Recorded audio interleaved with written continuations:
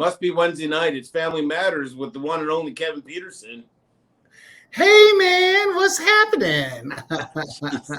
It's been one of those days, but I mean, any day that I can end it with Kevin Peterson, it's a really, really good day. And do me a favor, he loves it when we creep. I creep on him all the time. I stalk him. Go on Instagram, Kevin W. Peterson. He's got all kinds of stuff. He's still giving out free resources. I mean, I've tried to tell him that's not how you do it. In this industry, everyone charges for everything, but Kevin's like, no, I want to do this all for free. Go on chronocope.us. Got all kinds of, again, free resources if you want to talk to Kevin directly. He loves talking to people. I call him all the time, and he answers, shockingly. He's got this amazing Facebook group, the Chronocope, Chronocope. It's private. It's families talking with families. Reach out, and I'm sure he can get you onto that page as well. But chronocope.us, just all kinds of free resources, and this is why I call him the Family Whisperer. It's catching on. I heard someone else call him the Family Whisperer on another call we did this week. So it is catching on. Kevin, keep doing the good work.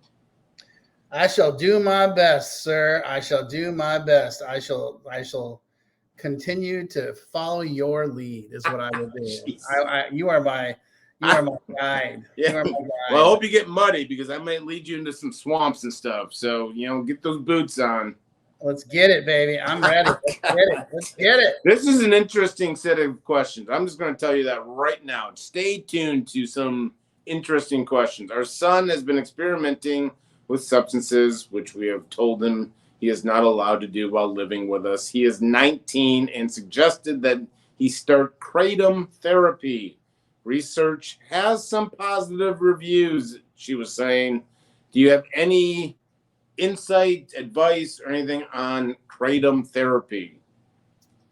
Yes, I'm a hard no on the kratom therapy because what we're talking about is, first of all, it's an unregulated drug. It's no, just no. If he, let me see the question again. He's been experimenting. So obviously, I think has been using on and off. So he suggested kratom therapy. Yeah. So let's be clear. There's no such thing. And so that's just bogus. What I would say is that if he wants to get some help and get some therapy, let's go find him a psychiatrist. Let's find him a therapist. I'm all for therapy and I'm all for psychiatry. I think that's great. By the way, what I would tell you, Mom and Dad, is that first of all, you have the right to set the rules. It's your house. You can dictate what goes on and what doesn't go on. So you can lay down the boundary and say, hey, in our house, there's no drugs, no alcohol. So that's not acceptable. And, if you have a job and you can go live where the hell you want to live, great. Knock yourself out. We respect your wishes. If you want help, we're happy to help you. Same thing with, so three categories: no drugs, no alcohol, got to get a job or go to school, and then family behavior. So, this might be one of those things where it's like, well, no, we're not down for kratom therapy, but we're totally open to getting you help for therapy for what's going on. So offer him a solution while holding your boundaries. And that's all available in my book. This is called a segue. I'm going to do a producer here. This is what you just talked about. 19-year-old son lives at home, refuses to get a job. We have offered to pay for college, but he flunked all of his classes last year. He openly admits to abusing THC. Is kicking him out the only option? I think a lot of families are in this. Like, you can put the boundary in. You can say, living here, you can't. But these kids, and this 19-year-old in particular, they're being honest, and they're just saying, yeah, I'm abusing THC. What is kicking out the option? No, you don't have to kick him out. What you can do is sit him down and say, and by the way, everything I'm talking about is in my books. So let's just be clear. Go to Amazon, buy my book. I mean, let's just start there, okay? And what you got to do is sit him down and say, hey, I get it. You're 19 years old. It's your life. You can do whatever you want, but it's our house. So we have the right to say, if in order to live in our house, enjoy the benefits of living in our home, This is what you got to do. And the way you go through that is you start drug testing, but you're going to give them a solution as well and say, if you're having trouble with this, then, we'll help you find help, and you got to get a job. You got to go to, it's the same thing as last time. Got to go to job, got to go to school, got to go to school, got to get a job. And then, we have some basic family foundational behaviors that we expect. You got to clean up after yourself. We eat dinner together. We don't hide in our rooms. You have some chores. And that's, you would do that if I lived at your house. You would, so your son doesn't get a pass because he's 19. And I'm not saying you got to throw him out. I'm saying that it's, you got to sit him down and have a heart-to-heart conversation with him and start laying down some boundaries. And then if he's not willing to do these things, it's like, oh, okay, cool. Well, then you don't get a car. We're not paying your bills, no cell phone, these aren't the options. And if that doesn't work, then we go to plan B and we start talking about treatment. Now you have someone that they paid for college last year. She's, I think, interested in, he's always, oh, I got a new thing, a new kick, do they continue paying for colleges? It's obviously this one kind of went through, sounds like he kind of flunked or misled. I think more and more families are kind of at this state. Do they want to see their son or daughter go back to, where are you at with the college kind of education? It's someone that's already burned that bridge. Well, I'll tell you. Just had this conversation the other day. And I said, here's the thing. I'll tell you a funny story. When I went back to college when I was 27, and I had a year and a half left, and I had like a 1.1 GPA, and I lied to my parents about everything, and they never caught me. They never looked, but I got a job working on campus, and my job was helping parents pay for the bill, offering options of how to pay. And one day, I noticed this one mom was no longer paying her bill, and I called her up. I said, "Hey, I'm worried that something's gone wrong." Or she's like, "Oh, no, I'm so sorry. I forgot to call you." My daughter came home with all C's, and I'm not paying for all C's. I told her, if you want all C's, you can go to community college or get a job as a waitress. But if you want me to pay for it, you have to get B's or better. And she was just on top of it. And she was like, the lesson there is, we don't hand out checks for the next semester till we see all the grades. And we make it clear, oh no, we're not paying for this. We're not paying for anything less than all B's. And if that's not something you can coordinate, you can live at home. You can go to junior college. We'll get you a tutor. We'll help you get back on track. But no, we're not spending that kind of money for you to go just basically party and goof off the whole time. And that's me narking out my own people. That's what I did. And so I'm just telling you, that's the solution, is setting that boundary. Yeah. Perfect. Here's something you probably dealt with in Colorado. My husband and I have been married for 5 years, and he has always smoked weed and edibles.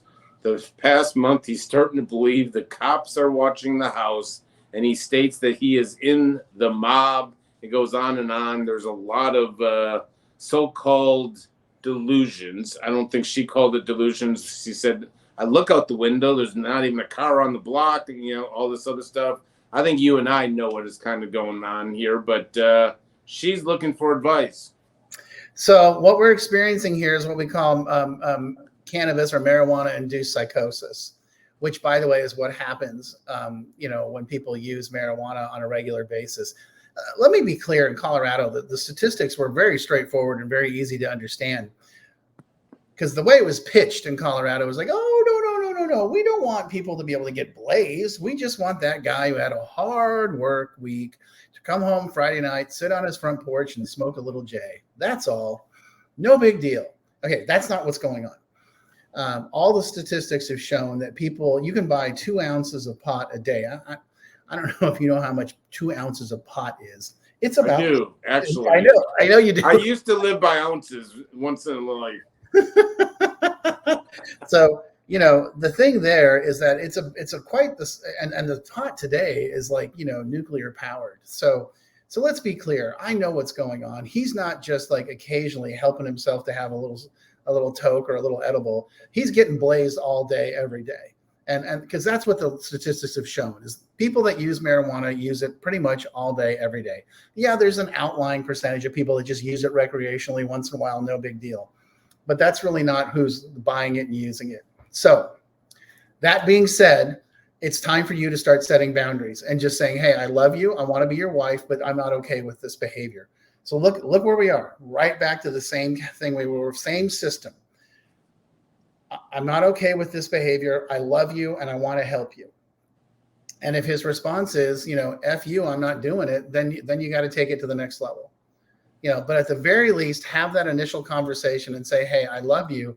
I'm really worried about you and I'm not okay with this behavior. And until it changes, we're going to have some changes in our house.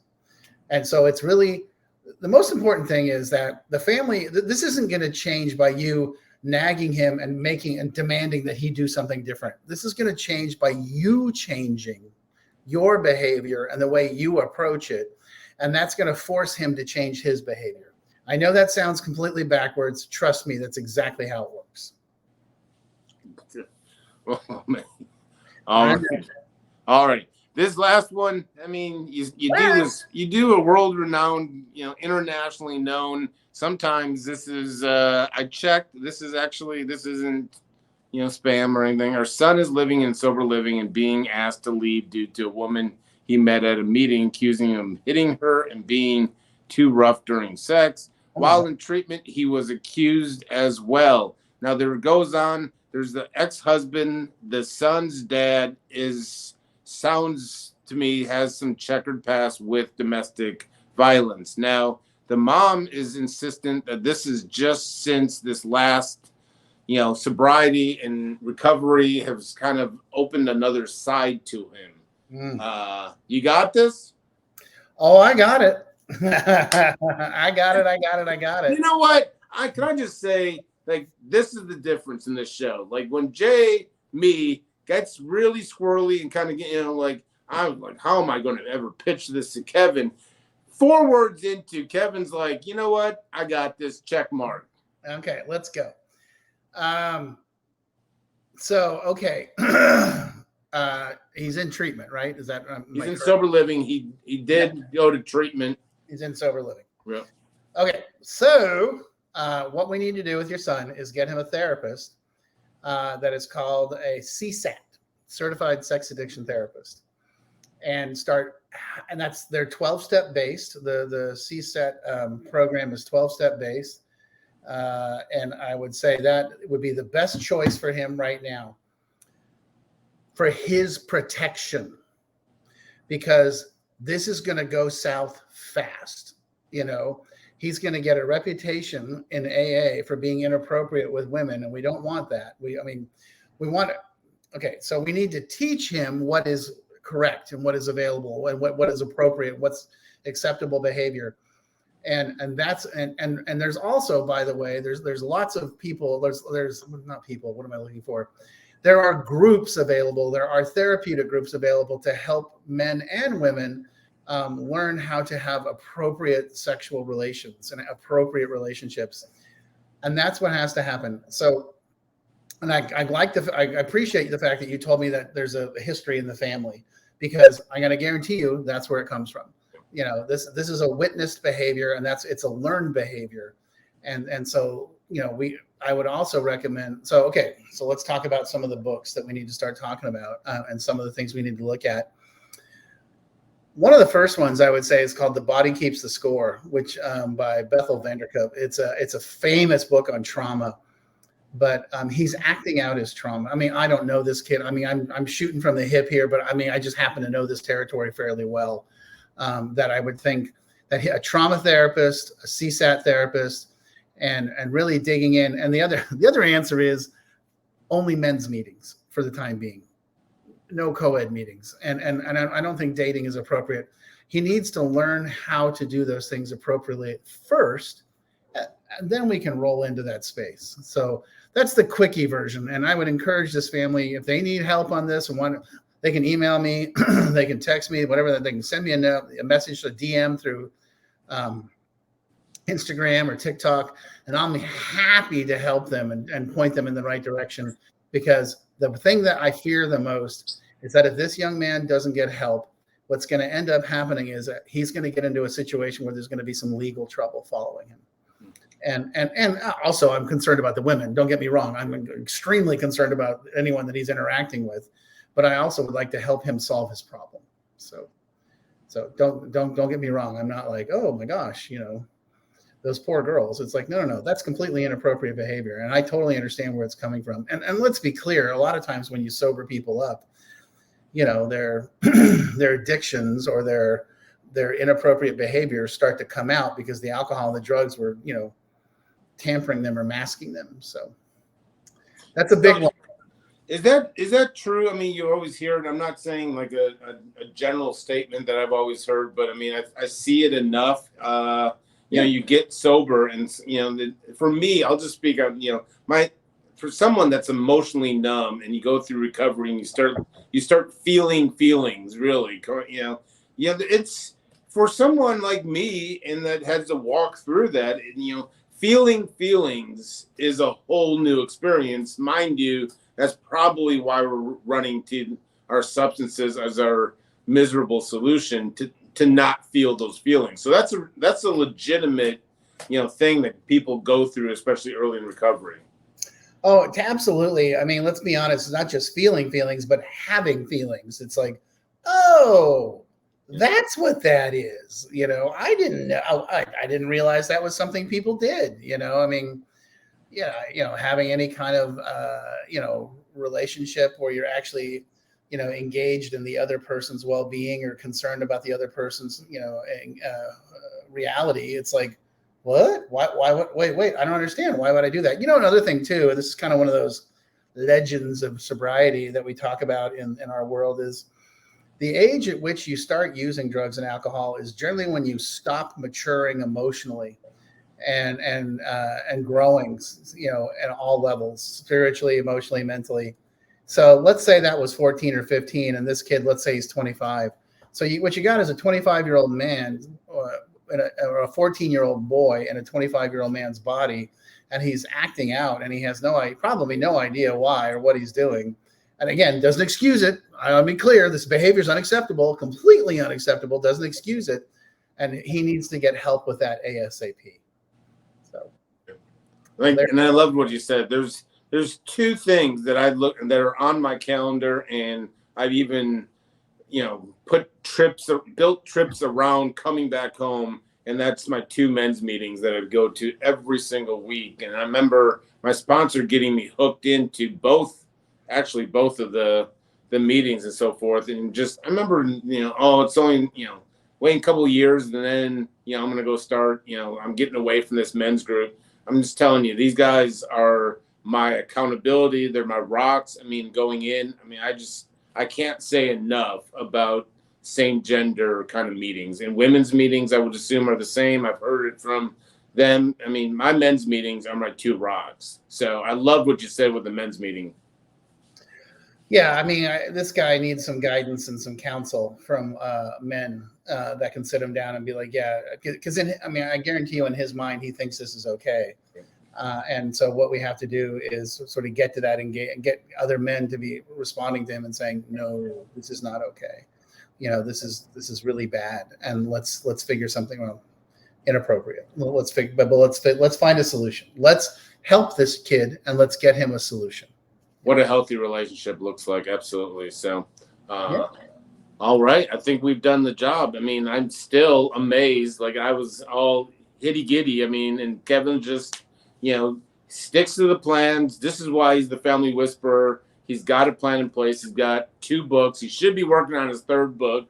I needed for you to push out the 3rd book, but chronichope.us, go see him, go check him out, all kinds of free resources. And DM us, reach out directly. All these go directly to the people that sent us a message. But, again, we do this every Wednesday. So, we will allow Kevin to clock out, but we'll ask him to clock right back in next week, Kevin. All right, brother. Sounds good to me. All righty.